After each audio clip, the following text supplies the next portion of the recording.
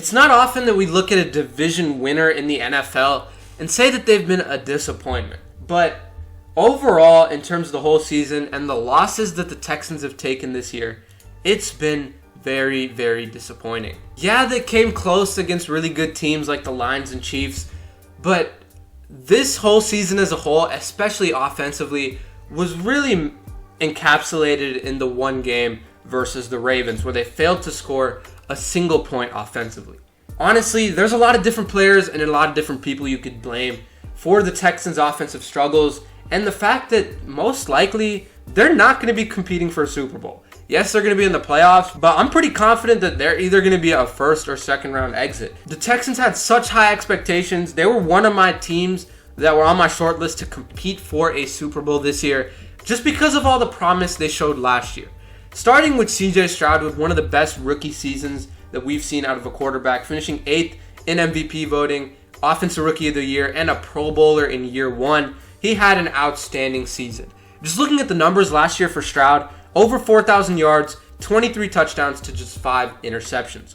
One of the best touchdown to interception ratios all year last year. Let's compare that now to this year. Still 9 wins like the 9 wins he had last year, but this year has been a lot different. First of all, the AFC South has been a lot worse. So there have been a lot of easier wins for the Texans to get. And even in those wins against teams like the Jaguars and Colts, their offense has not been that great. But anyways, back to Stroud. 3,700 yards this year, 19 touchdowns to 12 interceptions. More than double the interceptions while not throwing as many touchdowns and not as many yards. Usually when a guy has like 11 to 12 interceptions, that isn't necessarily the worst thing in the world, but what you expect out of them is to still be throwing a lot of touchdowns and still be throwing for a lot of yards. If you're going to throw that many interceptions, the good has to come with the bad. And this year, the good has not came for CJ Stroud. He hasn't been able to step up in clean pockets. He's been evading from clean pockets. And when the pocket does collapse on him, he doesn't have that uncanny ability to just leave the pocket and make great throws. Obviously, he's not going to be on the level of Mahomes or Lamar or Josh Allen. But I still expect him to be able to scramble out of the pocket, make plays. And when he is inside the pocket, he should be able to deliver the ball with accuracy. But this season, he just hasn't been able to do that on a consistent basis. Now, the other part of this is just the whole rest of the Texans' offense. Joe Mixon has been banged up, but it's been a decent year for him. But other than him, on offense, they were able to bring in a few other veterans, especially on the offensive line, and, of course, Stephon Diggs, who has not played much at all. Of course, he's been ruled out for the whole season after that injury sustained very early in the year. But even other than Diggs, that receiving core has been really banged up. I don't know how many games Tank Dell, Stephon Diggs, and Nico Collins actually played together, but it definitely was not many. And that was not the expectation coming in. That was supposed to be the best wide receiver trio in the NFL, with Nico Collins being a true number one, which, yes, Nico Collins has been very good when he's played and has looked like a true number one. But Tank Dell and Stephon Diggs dealing with all those injuries has really hurt CJ Stroud. Now, if CJ Stroud was really an elite quarterback like I thought he was going into this year, he would still be able to elevate the guys like John Mechie, young promising player who hasn't really done much this year. And the tight ends, of course, Dalton Schultz has been having a down year. But overall, Stroud has not been able to do that. Last year, I thought the offense was relatively simple, like we're seeing with Jaden Daniels this year, but maybe a little bit more expectations and a little bit more weight on CJ Stroud than Jaden Daniels this year.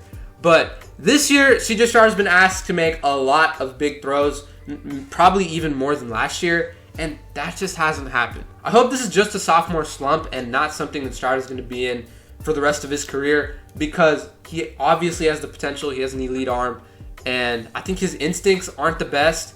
He could definitely improve in that right now, but overall, he needs to improve if this team wants a chance to win. And then briefly, let's talk about the defense. Danielle Hunter has been having a great season. Will Anderson's had a solid year. The real problem has been the linebackers in the secondary. Derek Stingley's had a solid year. He's still that true number one corner like the Texans wanted him to be. But other than that, the secondary has not been very good, letting up a lot of easy plays. And the linebackers have not been great as well. But overall, the defense has not been horrible considering the circumstances. Allowed 26 to the Lions, forced a lot of turnovers in that game. Of course, allowing 32 to the Titans in Week 12, was a massive disappointment. Not a lot of real offensive explosions from the Texans like we saw last year. In the playoffs, of course, the Texans had that elite game against the Browns where they got to win with that great offense. Only one game this year where it was like that offense really did well, and that was Week 6 versus the Patriots where they put up 41.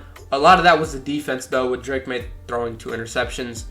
Other than that, it just has not been great for the Texans offensively. And once again, the 31-2 loss to the Ravens. It shows everything that has went wrong for this team. DeMeco Ryans needs to come up with something to hopefully fix this offense because they're asking a lot out of CJ Stroud and all their playmakers, and they're just not able to do it. Hopefully DeMeco Ryans is able to come up with a solution because last year I thought he was for sure one of the best coaches in the league. And this year we're going to have to see if they're going to be able to turn this thing around.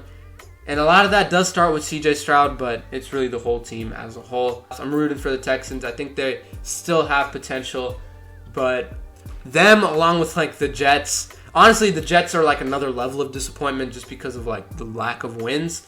At least the Texans have been able to win a few games against bad teams, which the Jets haven't even done. But other than the Jets, the Texans are probably up there for most disappointing team this year, and that just sucks to see.